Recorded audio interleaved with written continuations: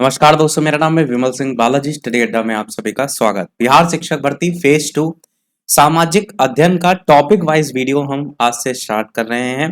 पहली क्लास जो है ये होगी जिसके अंतर्गत सिलेबस के सीरियल से हम चलेंगे। सिलेबस ऑफिशियल अगर आप देखेंगे तो नहीं जारी हुआ है बीपीएससी की तरफ से, परंतु 6 से 8 का जो सिलेबस है वो आपका जो जूनियर एडेट की ऑलरेडी वैकेंसी पहले आ चुकी है उस पर बेस्ड जो सिलेबस है हम उसको स्टार्ट कर रहे हैं। बाकी इन केस आपका सिलेबस बीच में जारी हो जाता है तो फिर हम उसके अकॉर्डिंग कंटिन्यू कर देंगे। बाकी यही सारी चीज़ें, इतिहास जानने की जरूरत वगैरह, यही सारी चीज़ें सभी में कॉमन होती हैं। तो यहाँ पर जो हमारा पहला टॉपिक है भारतीय सभ्यता, संस्कृति और समाज, इसमें जो आज का हमारा टॉपिक होगा जो हम देखेंगे वो है इतिहास जानने के स्रोत। आप सोचेंगे केवल इतना सा टॉपिक आज क्या हम देखेंगे, तो नहीं, एक्चुअल में इसके अंतर्गत बहुत सारी चीजें आ जाती हैं। अभी हम आगे जब देखेंगे तो आप यही सोचेंगे ये तो वीडियो खत्म होने का नाम ही नहीं ले रहा, क्योंकि बहुत सारी चीजें हैं जो अकेले इतिहास जानने के स्रोत में आती हैं। उन सभी को इसमें हम कवर करेंगे। चलिए स्टार्ट करते हैं। जय श्री राम का नाम लेते हुए उम्मीद करते हैं ज्यादा से ज्यादा सभी मेहनत करेंगे और सभी का जो सिलेक्शन है वो इस वाली भर्ती में जो है वो हो जाएगा। तो सबसे पहले प्राग इतिहास, मानव इतिहास का वो कालखंड जिसका कोई लिखित साक्ष्य नहीं होता है। आपको शब्दों को भी समझना है। प्राग इतिहास किसको कहते हैं? प्री हिस्टोरिक कहते हैं, जिसका कोई लिखित साक्ष्य जो है वो नहीं प्राप्त होता है। जैसे आपका जो पाषाण काल है इसका कोई लिखित साक्ष्य नहीं है। आद्य इतिहास काल क्या होता है? जिसके लिखित साक्ष्य तो हैं परंतु उसको पढ़ा नहीं जा सका है। इसमें क्या आता है? इसमें आपका सिंधु घाटी सभ्यता जो है वो आता है। फिर यही दोनों मेन है। उसके बाद इतिहास की बात करते हैं। इतिहास वो कालखंड जिसके लिखित साक्ष्य भी उपलब्ध है और उस सामग्री को पढ़ने में भी सफलता जो है वो आपका मिल चुकी है, तो ये आपका इतिहास में आ जाता है। जैसे वैदिक सभ्यता जो है वो इतिहास में आता है और वैदिक सभ्यता के बाद का जितना है सब इतिहास में आता है। तो बेसिक सा डिफरेंस है। प्रागैतिहासिक कोई लिखित साक्ष्य नहीं है, पाषाण काल आद्य ऐतिहासिक लिखित साक्ष्य है परंतु पढ़ नहीं सकते हैं, सिंधु घाटी सभ्यता, और इतिहास में वैदिक सभ्यता और उसके बाद का समय। हम यहाँ पर तो मेन चीजें उनको ही यहाँ पर बताते हुए चलेंगे। बाकी आप चाहें खुद से सारी चीजें भी पढ़ सकते हैं। बाकी यहाँ पर ये लिखा गया है कि कुछ इतिहासकार ऐसे भी हैं जो कि जो आद्य ऐतिहासिक काल है इसको वो रखते हैं किसमें? वैदिक साहित्य के अंतर्गत। पर एक्चुअल में वैदिक साहित्य का कोई अभिलेख नहीं प्राप्त हुआ है, तो हम ये कह सकते हैं 1400 ईस्वी तक का आप कहेंगे कोई अभिलेख प्राप्त होता है। इस काल के साक्ष्य के वैदिक साहित्य के साथ ही 1400 ईसा पूर्व का कोई अभिलेख प्राप्त होता है जिसमें इंद्र, वरुण, मित्र, नासत आदि वैदिक देवताओं का उल्लेख किया जाता है। तब इस स्थिति में ये मान्यता तर्कसंगत नहीं रह जाती कि वैदिक सभ्यता आपकी आद्य ऐतिहासिक है। तो कुछ इतिहासकार का मानना है, परंतु इस तरीके से इसको आप कह सकते हैं कटाक्ष भी किया जा सकता है। भारतीय इतिहास का अध्ययन करने के लिए 3 भागों में आप बांट सकते हैं: पुरातात्विक स्रोत, साहित्यिक स्रोत और विदेशी यात्रियों का विवरण। तो यही तीनों चीजें हम पढ़ेंगे। जैसे सबसे पहले हम पुरातात्विक स्रोत पढ़ेंगे तो उसके अंतर्गत ढेर सारी हेडलाइंस, आपका जो पॉइंट है वो इस पुरातात्विक स्रोत के अंतर्गत आपके ढेर सारे होंगे। फिर मेन साहित्यिक स्रोत पढ़ेंगे, उसके अंतर्गत पॉइंट होंगे। फिर विदेशी यात्रियों का विवरण पढ़ेंगे। तो सबसे पहले हमारा टॉपिक है पुरातात्विक स्रोत। अधिकांश जो अभिलेख हैं वो आपके ब्राह्मी लिपि में आपको देखने को मिलते हैं। पाकिस्तान और अफगानिस्तान से जो प्राप्त अभिलेख हैं वो आपके अरामाइक और यूनानी लिपि में है। सबसे पहला क्वेश्चन ये पूछा जा चुका है कई बार कि सबसे पहले जेम्स प्रिंसेप को पढ़ने में सफलता इन अभिलेखों को 1837 में सफलता जो है वो प्राप्त हुई थी। मास्की का अभिलेख, गुर्जरा, पान गुडैया, इनके अभिलेख में अशोक के नाम का जो वर्णन है वो मिलता है। तो ये ज्यादातर जो मस्की और गुर्जरा देख रहे हैं ये देखने को मिल जाते हैं। अभिलेखों में अशोक को क्या कहा जाता है? तो प्रियदर्शी और देवताओं का प्रिय कहा जाता है, या देव नाम प्रिय भी न लिखा रहता है, उसी को इन्होंने देवताओं का प्रिय जो है वो लिखा है। तो मस्की और गुर्जरा में देखने को मिलता है। अशोक के जो सभी अभिलेख हैं उनका जो विषय है वो प्रशासनिक है, परंतु जो रुम्मी देई अभिलेख है जिसको रुम्मन देई करके भी लिखा रहता है, इसका विषय जो है वो आर्थिक है।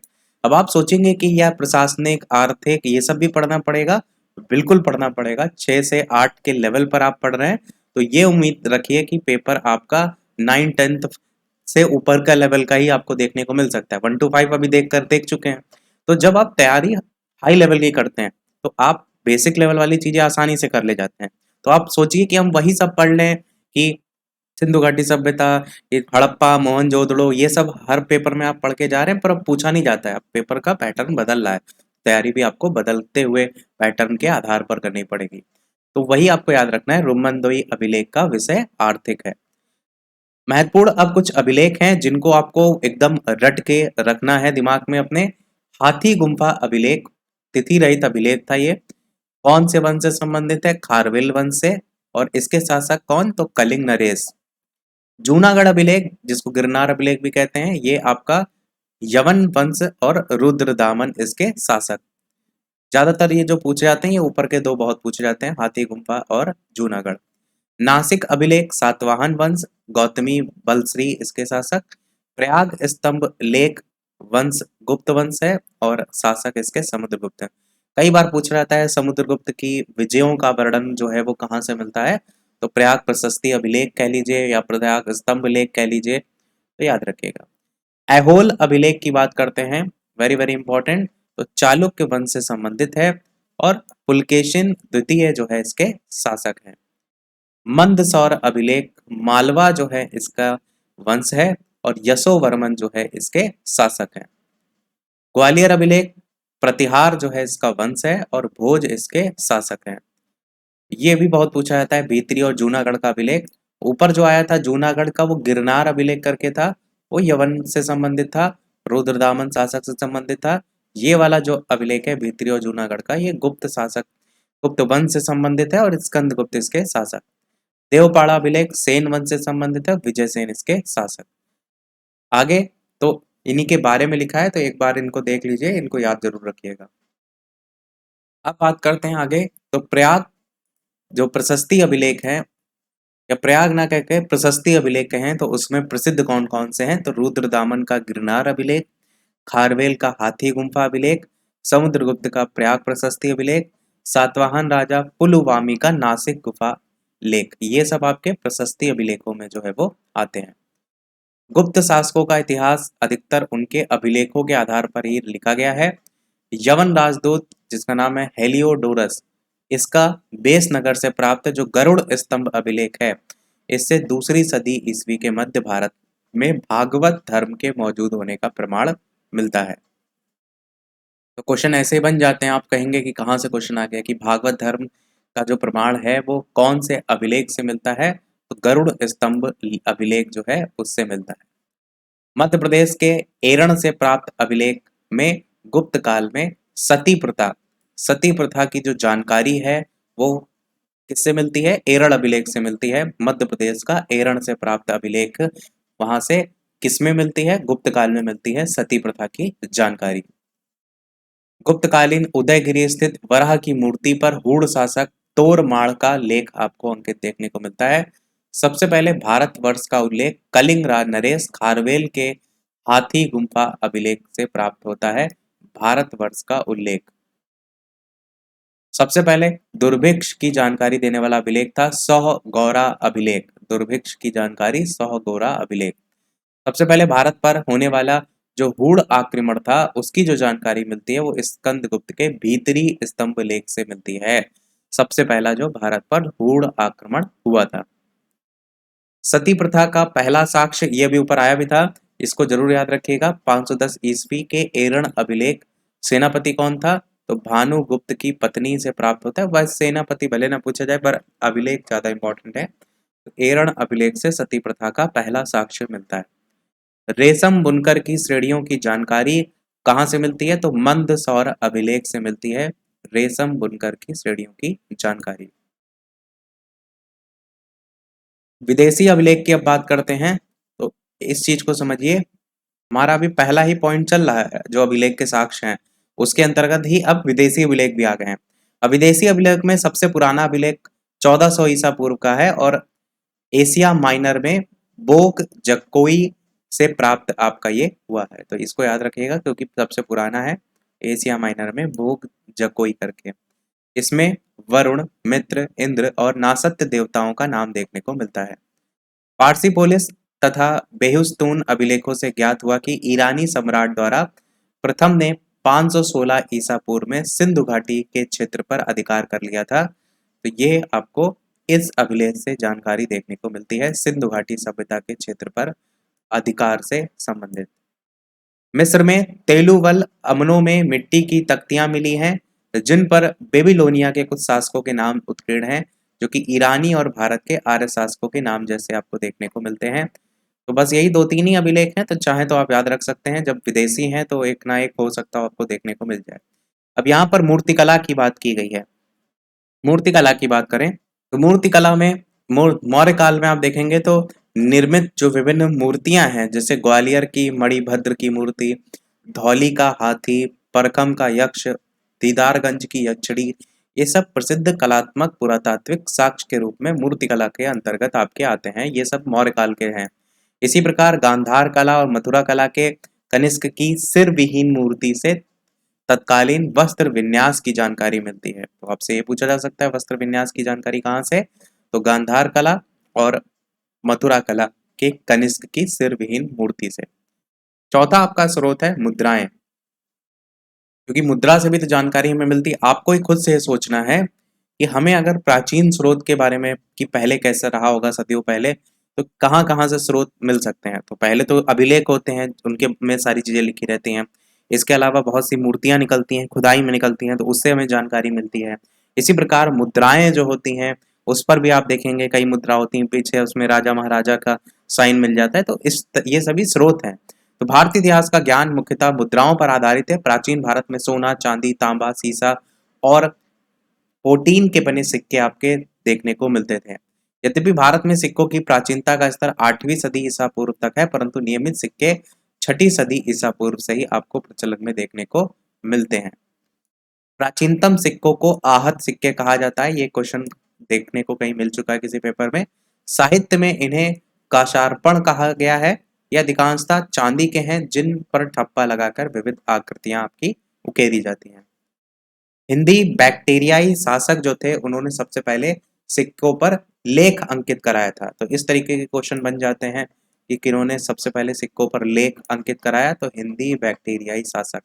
लेखों से संबंधित राजा के विषय में महत्वपूर्ण सूचना यहीं से आपकी प्राप्त होती है। आगे सबसे अधिक तांबे, चांदी, सोने के सिक्के ये आपको मौर्योत्तर युग के अंतर्गत देखने को मिलते थे। सबसे ज्यादा तांबे, चांदी और सोने के सिक्के। मुद्राओं की सहायता से संबंधित काल के धार्मिक विश्वास, कला, शासन पद्धति, विजय अभियान का ज्ञान भी आपको प्राप्त होता है। और कनिष्क की मुद्राओं से उसके बौद्ध धर्म के अनुयायी होने का पता चलता है कि वो बौद्ध धर्म का अनुयायी था। शक पहलव युग की मुद्राओं से उनके शासन पद्धति का ज्ञान होता है। स्कंदगुप्त की जो मुद्रा थी उसमें सम्मिश्रित स्वर्ण मिलता है, जो कि आप कहेंगे तत्कालिक जो आंतरिक अशांति है, कमजोर आर्थिक स्थिति है, उसका वहां पर ज्ञान देखने को मिलता है। कहाँ पर? स्कंदगुप्त में। कुषाण काल की जो स्वर्ण मुद्राएं हैं वो सबसे ज्यादा शुद्ध स्वर्ण की मुद्राओं के रूप में जानी जाती थी, और गुप्त काल में सबसे ज्यादा सोने के सिक्के जो है वो जारी किए गए थे। अब अगला है आपका स्मारक और भवन। बहुत सी पुरानी बिल्डिंग होती है ना, उनसे भी आपको जानकारी मिलती है। तो स्मारक और भवनों में अगर बात करें तो तक्षशिला से प्राप्त जो स्मारक थे उनसे कुषाण वंश के शासक और गांधार कालीन कला की जानकारी जो है वो मिलती है। तक्षशिला से प्राप्त जो स्मारक थे। भारतीय इतिहास से संबंधित कुछ विदेशी स्मारक भी प्रकाश में आए हैं। विदेशी स्मारक में अगर हम बात करते हैं तो जैसे कंबोडिया का अंकोर वाट का मंदिर है, जावा का आपका बोरोबुदुर मंदिर है, तो इनको भी आप यहाँ पर देख सकते हैं। आगे बात करते हैं भूमिदान पत्र। ये प्रायः तांबे की चादरों पर आपको देखने को मिलते थे। शासक और सामंत द्वारा दिए गए दान या निर्देश के लेख पत्र होते थे। दक्षिण भारत के जैसे चोल, चालुक्य, राष्ट्रकूट, पांड्य, पल्लव, इनका इतिहास देखने में यहाँ पर आपको मिलता था। अब यहाँ पर कुछ आपके प्रागैतिहासिक पुरातात्विक शोध जो साक्ष्य हैं उनकी भी बात करते हैं। जैसे मेहरगढ़ आपका स्थान है, यहाँ से क्या मिला है। ऐसे क्वेश्चन बनते हैं कि सबसे पहले कृषि कार्य के जो साक्ष्य हैं वो कहाँ से मिले हैं, तो आप कहेंगे मेहरगढ़ से। इसी प्रकार मातृ देवी की लघु मूर्ति या सांड की मृण मूर्ति, हाथी दांत का पैमाना बहुत या मनका करके पूछा जाता है, तो इनाम गांव स्थान है। बाघा और आदमगढ़ से पशुपालन के पहली बार के जो साक्ष्य हैं, प्रथम साक्ष्य हैं, वो आपको देखने को मिलते हैं।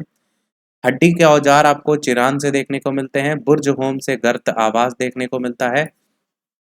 हस्तिनापुर से जंगली गन्ना, चावल, कांच की चूड़ियां, ये सब आपको हस्तिनापुर में देखने को मिलता है। लोहे का हसिया, कुदाल, ताम्र चूड़ियां, ये जखेड़ा से। चावल के अवशेष कोल्डीवा से देखने को मिलता है। नेवासा सूती कपड़े के साक्ष्य देखने को मिलते हैं। अतरंजी खेड़ा से कपड़े की छपाई के अवशेष देखने को मिलते हैं। तो ये आपका इंपॉर्टेंट है, याद रखिएगा। अब यहाँ से आरंभिक सैंधव सभ्यता के साक्ष्य को लेकर के बात की गई। जो ऊपर बात हो रही थी वो प्रागैतिहासिक पुरातात्विक साक्ष्य की बात हो रही थी, और यहाँ पर जो बात हो रही है वो आरंभिक सैंधव सभ्यता, जिसमें नगर के चारों ओर कोटदीजी या तरकोई किला है। नगर के चारों ओर अति विशाल सुरक्षात्मक दीवार के अवशेष देखने को मिलते थे। ये दीवार आप देखते हैं ना कि बहुत सी मूवीज वगैरह में भी, जैसे बाहुबली टाइप थी, उसमें भी दिखाया जाता था कि किले के बाहर एक दीवार टाइप की बना देते हैं। कांसे की चूड़ियां हैं। वाड़ाग्र किलेबंदी के प्रमाण हैं। फसल काटने के पत्थर के औजार हैं।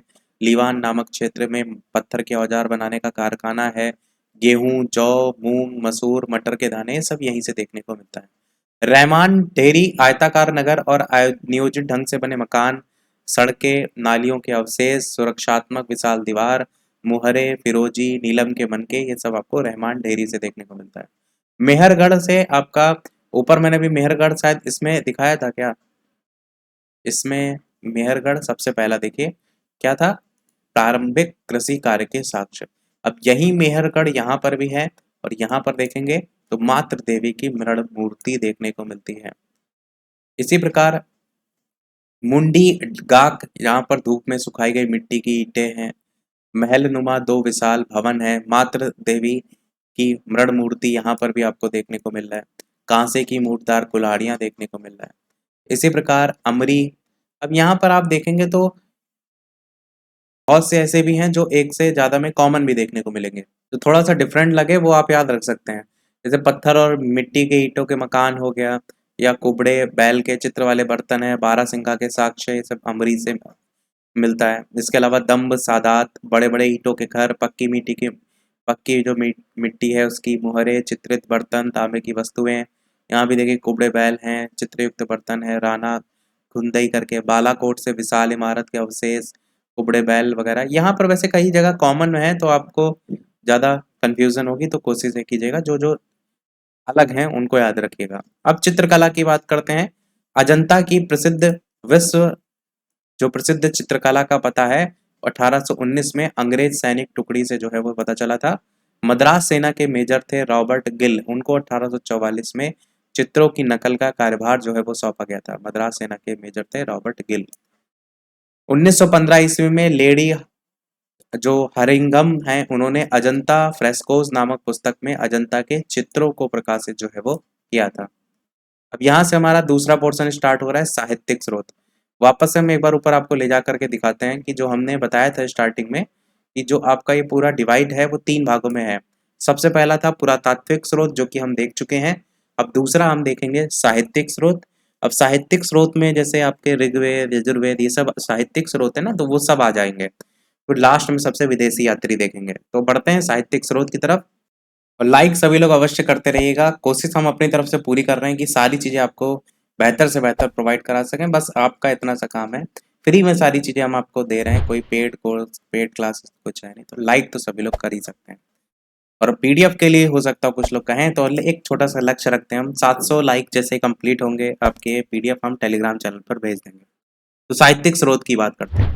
सबसे पहले वैदिक साहित्य। वैदिक साहित्य के अंतर्गत आपका क्या आता है, ऋग्वेद आता है। ऋग्वेद का पहला और 10वां अध्याय परवर्ती काल का माना जाता है। उत्तर वैदिक काल जिसको कहते हैं, परवर्ती काल को ऋग्वेद का पहला और 10वां अध्याय। ऋग्वेद की शाखाएं कौन सी हैं, तो मांडुक्य है, वाड़कल, साकल, अश्वालायन, ये सब आपको देखने को चारों की चारों शाखाएं मिलती हैं। केवल साकल ग्रंथ ही आपका वैसे उपलब्ध है, ये भी यहाँ पर क्लियर किया गया।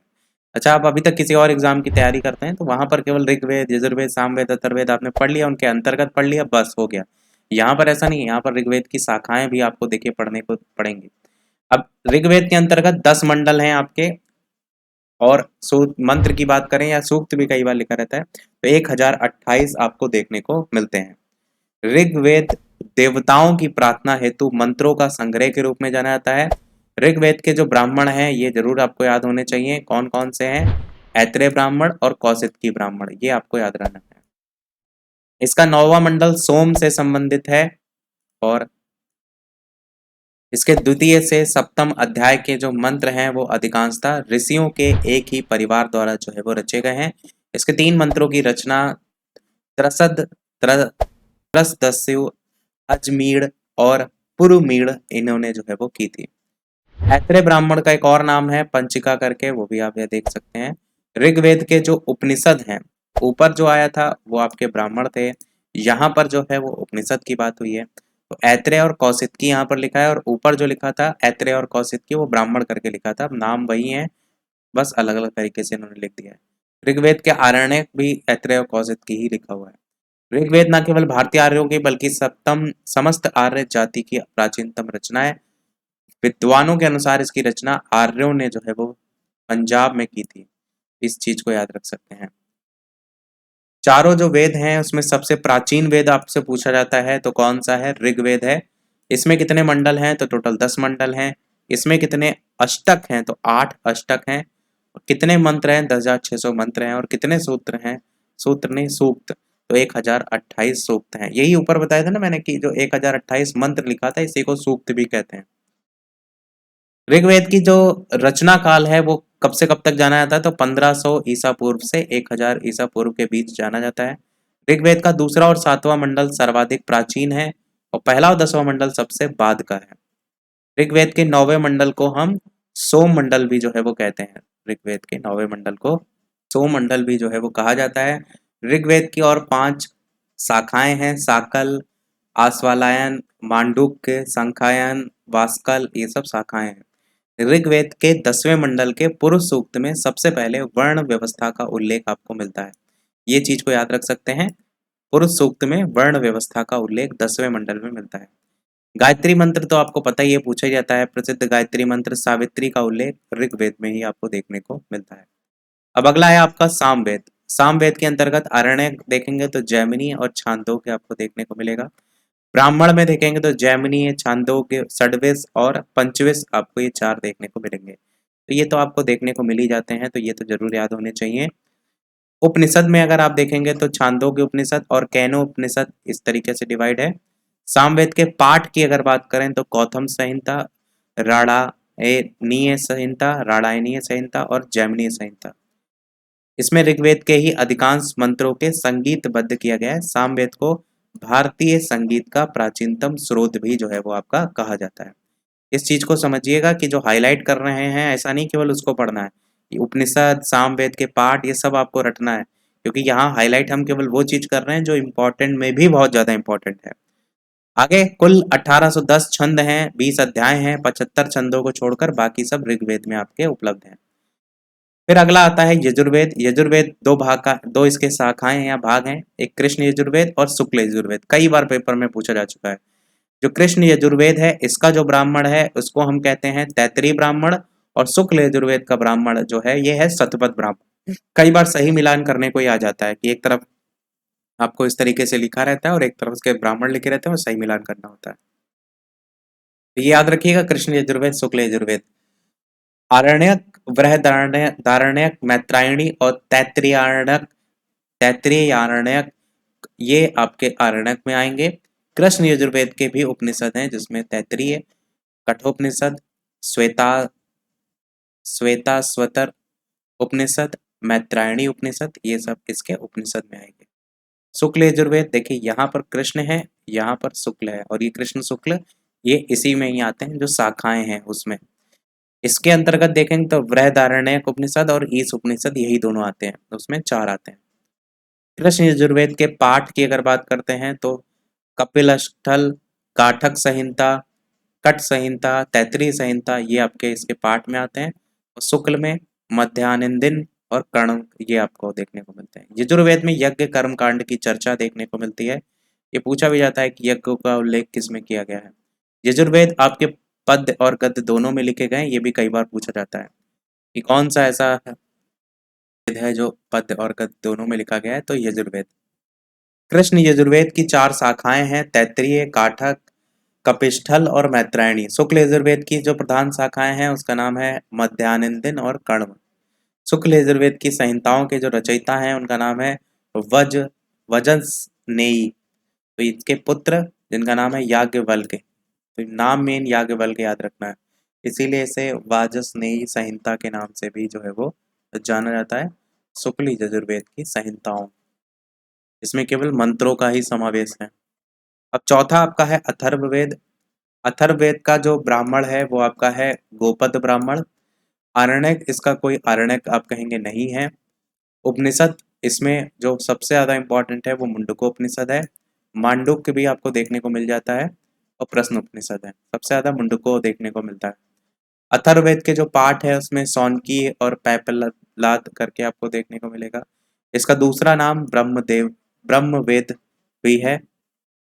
किस चीज को लेकर के इसमें बात किया गया है, तो जादू टोना सोना मोना सब इसी में ही आपका आ जाता है। तंत्र मंत्र का जो संकलन है वो आपको देखने को मिलता है अथर्ववेद में। आम जन में लोकप्रिय विश्वास, अंधविश्वास, इन सबका वर्णन अथर्ववेद में।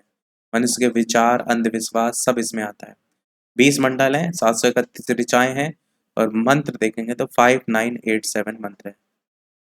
अथर्ववेद में परीक्षित को कुरुओं का राजा कहा गया है। अथर्वा ऋषि को अथर्ववेद का दृष्टा माना जाता है। दोनों में अथर्वा है तो याद रहेगा। अथर्ववेद के अलावा पूर्व तीनों वेदों को वेद त्रयी कहा जाता है। ये भी कई बार क्वेश्चन देखने को मिल जाता है कि वेद त्रयी में कौन नहीं आता है। तो अथर्ववेद के अलावा जो पहले 3 हमने पढ़े ना, ऋग्वेद, यजुर्वेद, सामवेद, वो आपके वेद त्रयी में आते हैं, अथर्ववेद केवल नहीं आता है। अथर्ववेद में आर्य और अनार्य संस्कृति के मिलन के साक्ष्य जो है वो आपके मिलते हैं।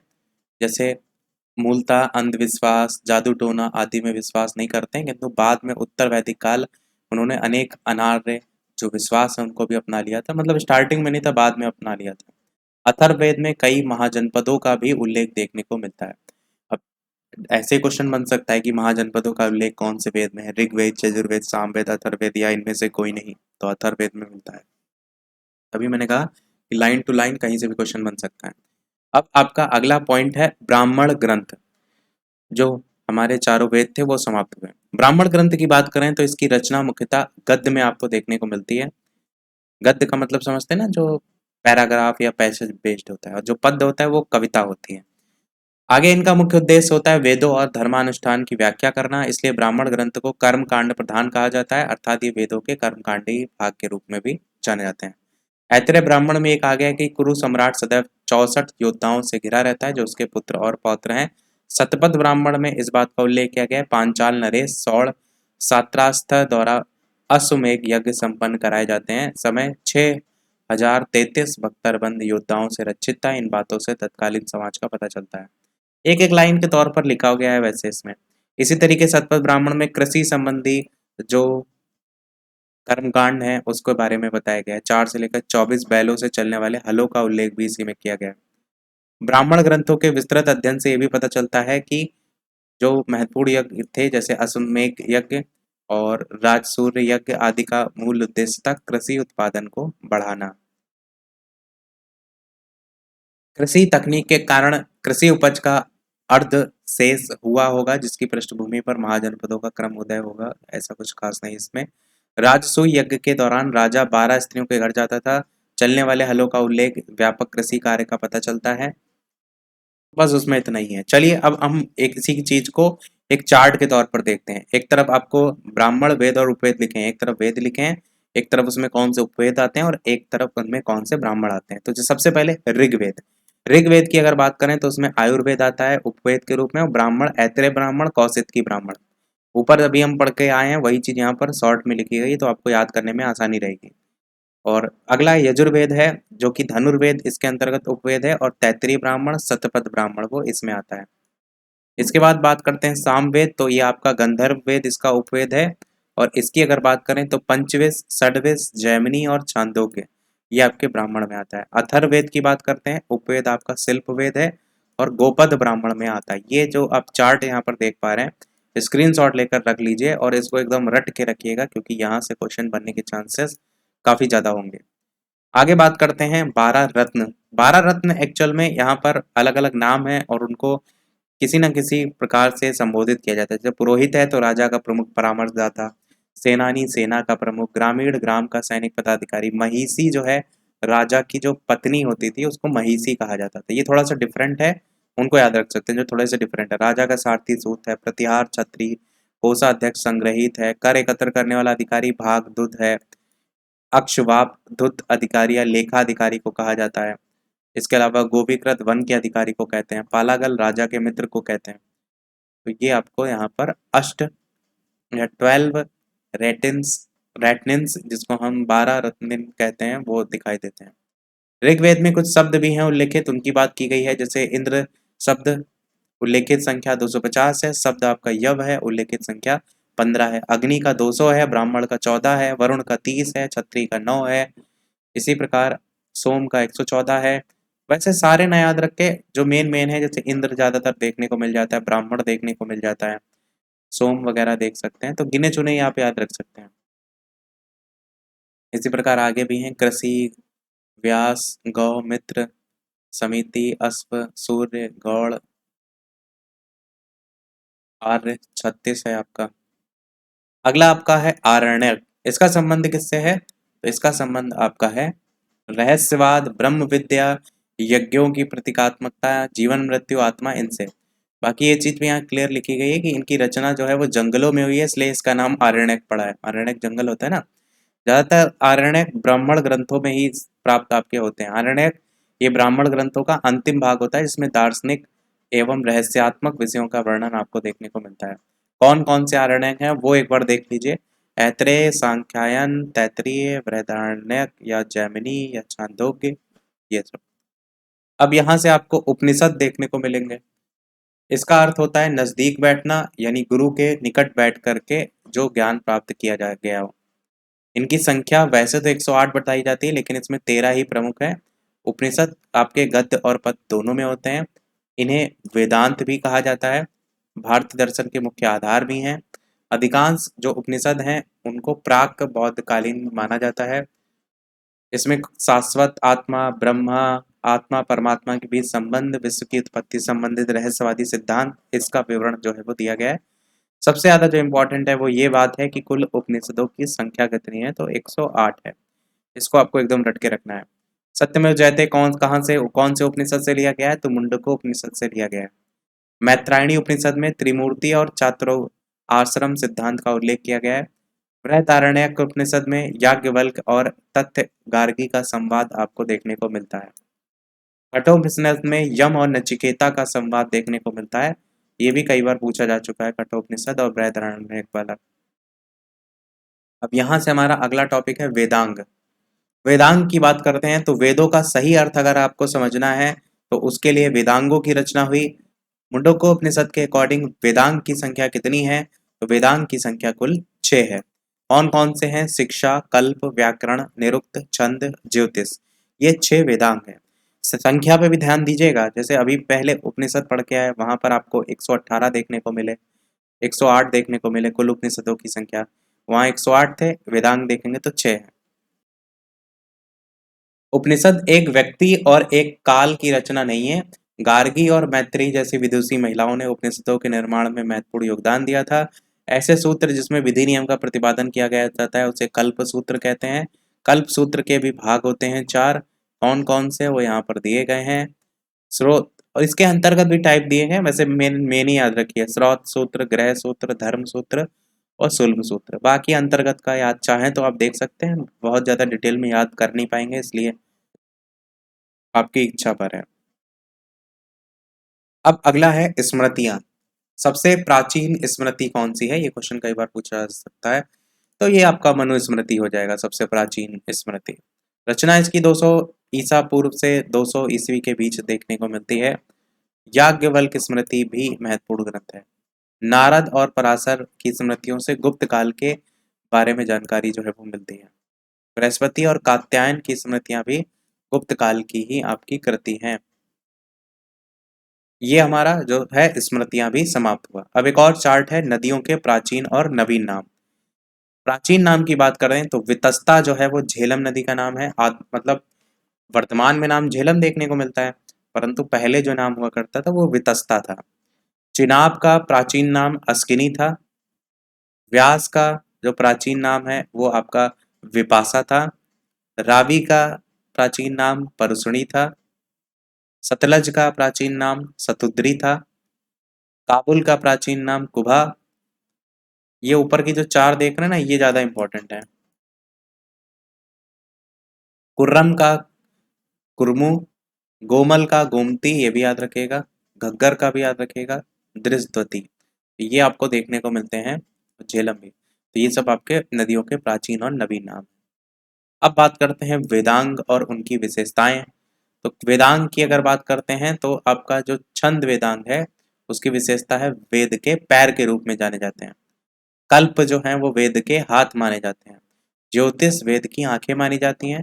निरुक्त वेद के कान नाक माने जाते हैं और व्याकरण वेद का मुख माना जाता है। तो ये वेदों के विशेषताओं के तौर पर जो है वो जाने जाते हैं। अब अगला है आपका पुराण साहित्य। पुराण साहित्य का शाब्दिक अर्थ क्या होता है? प्राचीन होता है। कौन कौन से हैं? जैसे मार्कंडेय है, ब्राह्मण है, वायु पुराण, विष्णु पुराण, मत्स्य पुराण, ये सब आपके प्राचीन पुराण में आते हैं। मत्स्य, वायु और विष्णु पुराणों में प्राचीन राजवंशों का उल्लेख देखने को मिलता है। पुराणों की संख्या कितनी है? तो 18 पुराण टोटल है।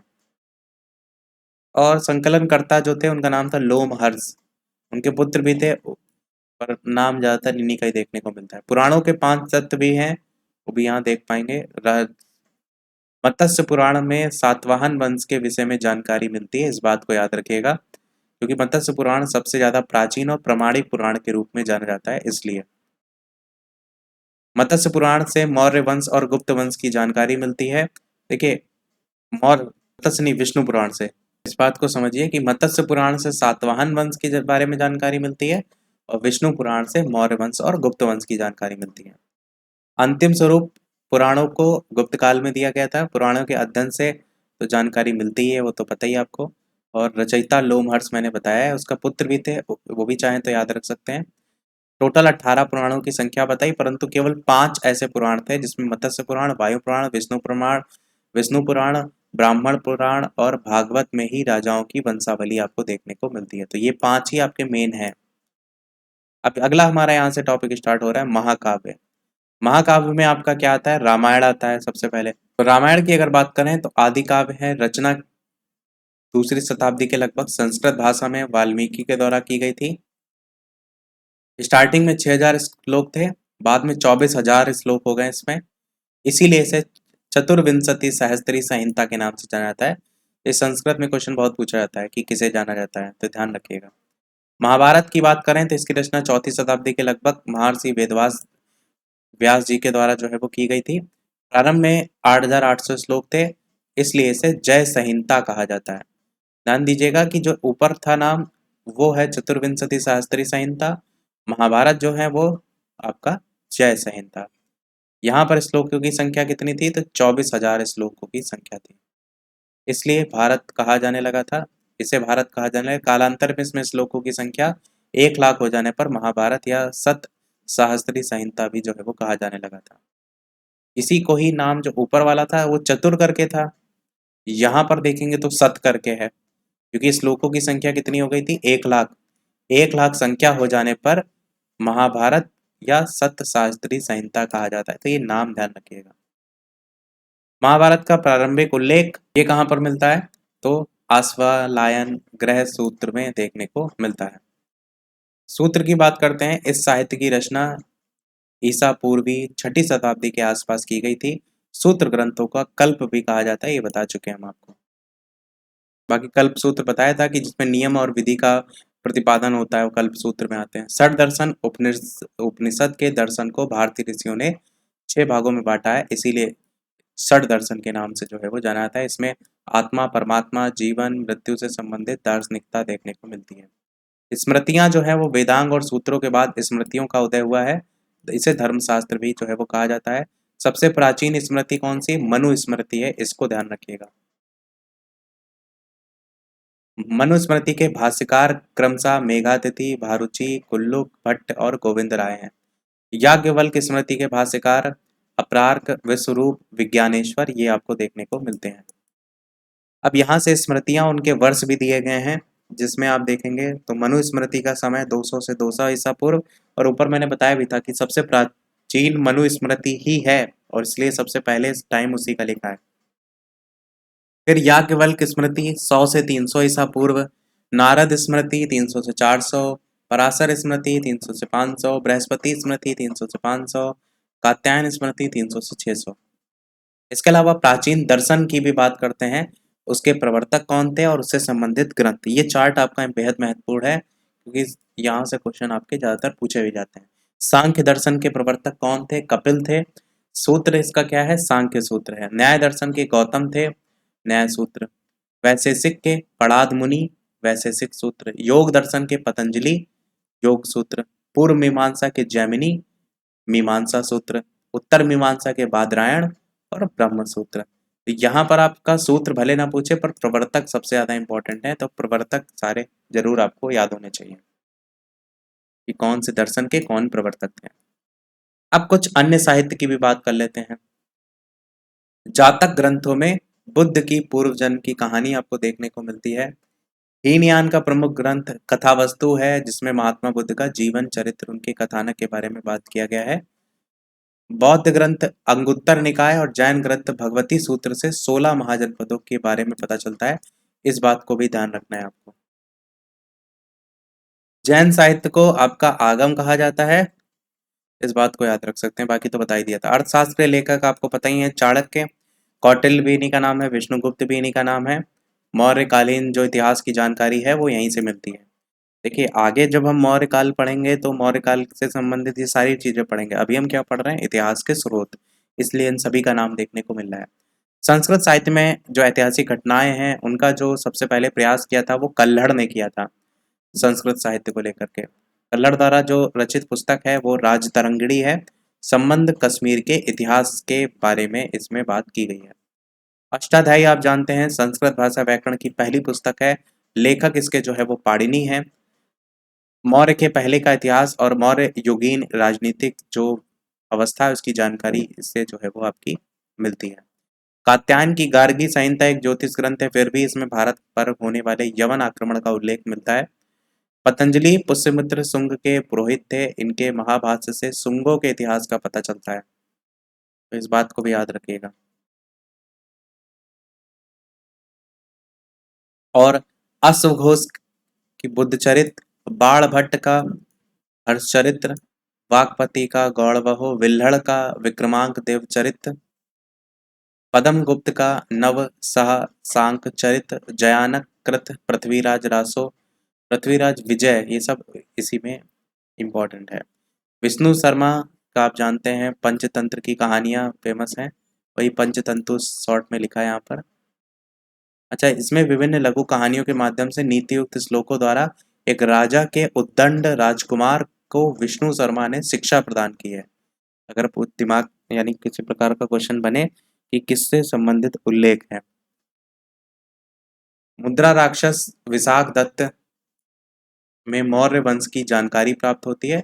विशाख दत्त ने चंद्रगुप्त मौर्य को वृषल कहा है। अब आपका संगम साहित्य है। संगम साहित्य से अगर बात करते हैं तो वो भी प्राचीन इतिहास की जानकारी मिलती है, जिसमें पांड्य राजाओं के संरक्षण में आपका ये विकसित हुआ था संगम साहित्य। अब संगम साहित्य में भी 3 प्रकार के देखने को मिलते हैं, पहला संगम, दूसरा संगम, ऐसे करके। तो पहला संगम जो है अध्यक्ष उसके अगस्त्य ऋषि थे, मदुरा में हुआ। संरक्षक शाक और विद्वान, महत्वपूर्ण ग्रंथ और सदस्यों की संख्या, ये सारी चीजें भी देख लीजिएगा। मैं अध्यक्ष और स्थल की बात कर रहा हूँ। और पहले संगम साहित्य का कोई ग्रंथ नहीं है, कोई भी ग्रंथ उपलब्ध नहीं है। दूसरे में देखेंगे अध्यक्ष अगस्त और तोलकाप्यर। स्थल देखेंगे तो कपाटपुरम, और बाकी संरक्षक, शासक और विद्वान, ये सब आप स्वयं से देख लीजिएगा। द्वितीय संगम काल का एकमात्र ग्रंथ है जिसका नाम भी यही है, जो कि आपको यहाँ पर अध्यक्ष के नाम में देखने को मिल रहा है, तोलकाप्यम करके। तीसरा जो आपका संगम है, यहाँ पर कई ग्रंथ हैं, तो तीसरा जो संगम है इसके अध्यक्ष है नकीरर करके। स्थल इसका उत्तरी मदुरा है। बाकी यहाँ पर सदस्यों की संख्या, विद्वान, ये सारी चीजें आप देख सकते हैं। इसमें आप देखेंगे तो ग्रंथ हैं। अब इसमें ग्रंथ में सबसे पहला जो ग्रंथ आप देख रहे हैं वो एतु तोकाय करके है, जिसमें अष्टपदावली इसी को कहते हैं, क्योंकि इसमें 8 ग्रंथ आते हैं। अब इन 8 ग्रंथों को आप चाहे तो याद कर सकते हैं अपने अकॉर्डिंग, जो जो इम्पोर्टेंट आपको लगे, पर जो मेन है वो तो सबसे पहले ही है। जैसे करुणथो करके 400 गीतों का संकलन है। इसके अलावा देवताओं का वर्णन परिपादल में है, राजाओं का वर्णन है इसमें। इसी प्रकार एक और है जिसमें 10 गीतों का संग्रह है, जिसका नाम है पत्तु पातु करके। तो 10 गीतों का संग्रह जो है वो इसमें देखने को मिलता है। अब यहाँ पर जब आप देखेंगे तो किसी में विरह गीत की बात की गई है, किसी में देवताओं का वर्णन है, किसी में विरह का वर्णन है। इसमें देखेंगे तो चेर चोल पांडे शासकों और उस काल की सामाजिक स्थिति की बात की गई है। तो ये जो 10वां आप देख रहे हैं ना, ये सब 10 गीतों का संग्रह, यही 10 यहाँ पर दिए गए हैं। ज्यादातर पुस्तकों से आप देखेंगे क्वेश्चन बन भी जाते हैं। पांडे राजा करिकाल और उसकी राजधानी का वर्णन जो है इसमें किया गया है। इसी प्रकार बाकी आगे दिए गए हैं, चोल राजा करिकाल का वर्णन इसमें किया गया है, नृत्यों का वर्णन इसमें है। अब मैं एक एक पढ़ के नहीं सुना रहा हूँ, क्योंकि मैं आपको सीधे डायरेक्ट दिखा दे रहा हूँ, बाकी आप अपने अकॉर्डिंग देख सकते हैं। इसके अलावा एक और है पदिनिकै किक अंडु उक्कू, एक से एक नाम है, 18 लघु गीतों का संग्रह है इसमें। तो ये हमारा दूसरा पार्ट भी हिस्सा भी समाप्त हुआ। मैंने आपको स्टार्टिंग में दिखाया था, जहाँ पर हमने 3 चीज़ों को बात करने को लेकर के बात की थी, जिसमें हमने पुरातात्विक स्रोत भी देख लिया, हमने साहित्यिक स्रोत भी अब देख लिया। अब तीसरा हमारा क्या रह गया है, विदेशी यात्रियों का विवरण। तो अब हम वापस से चलते हैं विदेशी यात्रियों के विवरण से संबंधित। विदेशी यात्रियों के विवरण की अगर बात करें तो साहित्यिक साक्ष्य के अंतर्गत ये भी आते हैं। विदेशियों के विवरण को 3 भागों में बांटा जाता है। कौन कौन से हैं, आपका यूनान और रोम के लेखक, चीनी यात्रियों का वृत्तांत और अरब यात्री। ज्यादातर देखेंगे चीनी यात्री हुएनसांग, फायान, सियूकी, इनसे खूब क्वेश्चन बनते हैं। तो सबसे पहले कौन सा, यूनान और रोम के लेखक। तो सबसे पहले बात करते हैं यूनान और रोम के लेखक में कौन कौन से आते हैं। तो हेरोडोट्स की बात करते हैं, इतिहास का पिता कहा जाता है, पुस्तक इसकी हिस्टोरिका है, और पूर्व के भारत फारस के संबंध का वर्णन इसने जो है वो किया है। अगला टेसियस है, ईरान का राजवैद्य था, भारत के विषय में समस्त जानकारी ईरानी अधिकारियों द्वारा प्राप्त जो है इसने की थी, टेसियस इसका नाम था। सिकंदर के साथ भारत आने वाले जो लेखक थे उसमें कौन कौन थे, तो ये 3 नाम आपको देखने को मिलते हैं सिकंदर के साथ जो आए थे, रियाकस करके आपको देखने को मिलेंगे। सिकंदर के बाद भारत आने वाले 3 जो राजदूत थे उसमें आप देखेंगे तो मेगस्थनीज सबसे ज्यादा पूछा जाता है, डाइमेकस भी है, और डायनोसियस आपको देखने को मिलेगा, जो यूनानी शासक द्वारा पाटलिपुत्र के मौर्य दरबार में भेजे गए थे। ये भी आप देख लीजिएगा, जो सिकंदर के साथ आए थे वो 3 ये नाम थे, और सिकंदर के बाद जो आए थे वो 3 नाम ये थे। मेगस्थनीज तो आप जानते हैं सेल्यूकस निकेटर का राजदूत था, चंद्रगुप्त मौर्य के दरबार में आया था। इंडिका नामक इसकी पुस्तक है, जिसमें मौर्य के बारे में, मौर्य को ले कालीन जो युग है उसके बारे में जानकारी जो है वो मिलती है। अगला है डाइमेकस। डाइमेकस एंटियोकस प्रथम का राजदूत था, और बिंदुसार के दरबार में जो है ये आया था।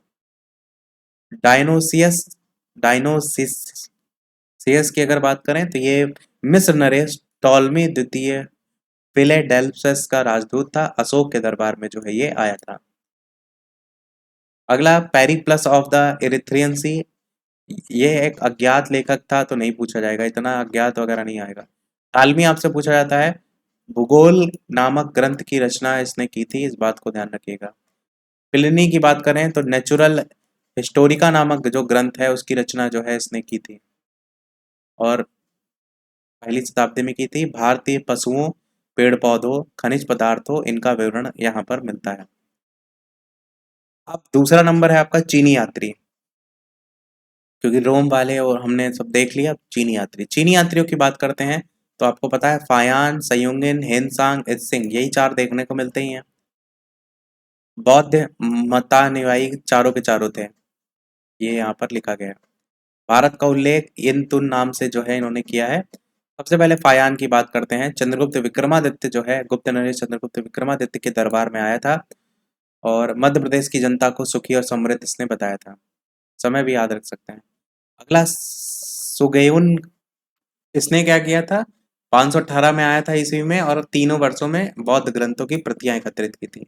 वेनसांग की बात करते हैं तो इसे युआन चांग के नाम से भी जाना जाता है, हर्षवर्धन के समय में आया था। सबसे ज्यादा यही पूछा जाता है किसके टाइम में आया था, 629 ईस्वी के समय में, और यहाँ 16 वर्षों तक रहा था। समय भी याद रख सकते हैं, एक बार पेट का ही शायद पेपर हुआ था, उसमें इन्होंने क्रम पूछ लिया था कि पहले कौन आया उसके बाद कौन आया, ऐसे करके। ह्वेनसांग का यात्रा वृत्तांत सियूकी के नाम से जाना जाता है, 138 देशों का विवरण मिलता है। ह्वेनसांग की जो जीवनी है विली के ने लिखी थी, ह्वेनसांग का मित्र जो है ये था। चौथा जो था वो इत्सिंग था, ये 7वीं शताब्दी के अंत में आया था। इसने अपने विवरण में नालंदा विश्वविद्यालय, विक्रमशिला विश्वविद्यालय और अपने समय की भारतीय दशाओं का विवरण जो है इत्सिंग ने किया है।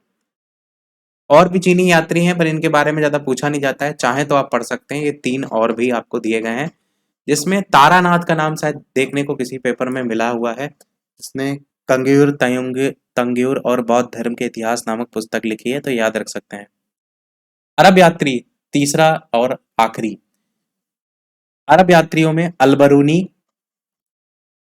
अल-बिलादुरी, सुलेमान, अल-मसूदी, हसन निजामुद्दीन इत्यादि मुसलमान लेखक हैं। इनकी कृतियों से भारतीय इतिहास के बारे में जानकारी पता चलती है।